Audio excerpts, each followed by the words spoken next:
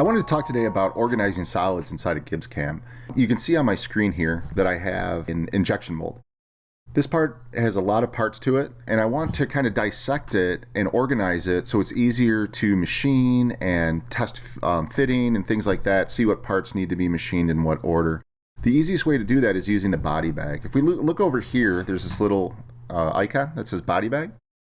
What this is kind of like a holding bag for your solid models. When you're not machining them or you don't need them on your screen, you just put them in here and it gets them out of the way and it makes it a little bit easier to see things. So let me go ahead, I'm just gonna make this a little bit smaller.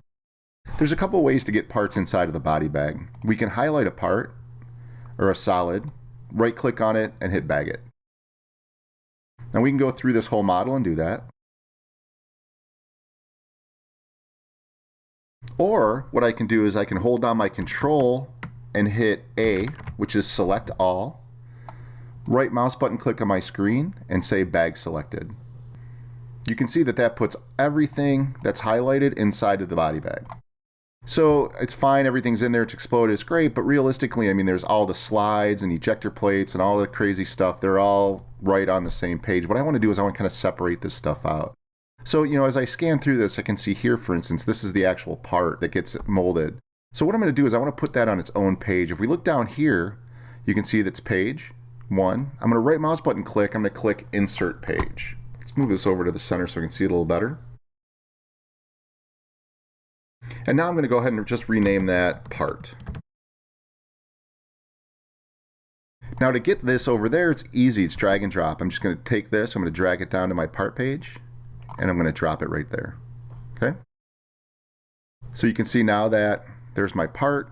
And let's talk about, let's say, injector plate. I know this is the injector plate here. So let's go ahead. We're going to go ahead and insert another page. And I'm going to call that injector plate. And I'm just going to drag that thing down and hit injector plate. Okay? So now, one of the great things about GibsCAM is it remembers what page it's in too. So if I double click on the part, there's my part right there, that's great. I flip over to page 1 and I want to put that back in the body bag. You can see that it puts it back into the same window where it came from. Another great thing you can do is you can manipulate some of the aspects of these solid models inside of the body bag. For instance, if I highlight that and right mouse button click, I can change the user color for this. So let's go ahead, let's just make it some kind of really bright color. I'm holding down shift, you go back up. I'm going to right mouse button click and say apply that attribute to the whole part. So now when I unbag it, you can see that it's red. And this is going to help a lot when I start going through this and seeing, well, how do these parts really fit together? So we can go through this and keep going and say, let's go ahead, I want to insert another page. But let's come back here and, I don't know, we'll say top plate, or how about this? Move this here. I'm just going to right click on this and hit rename. And we're going to call that core.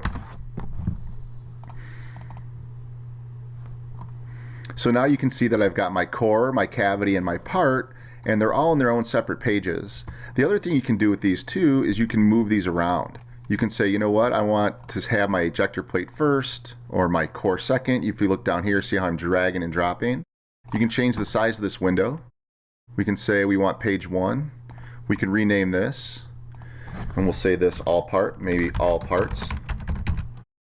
So by going through this, I can have a page that has all of my slides, all of my hardware. You can see there's ejector pins and inserts and things like that. And it also makes it really easy for me to organize my solids inside of GibsCAM.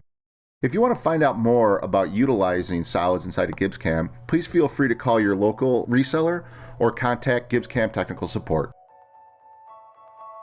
Thank you so much for watching.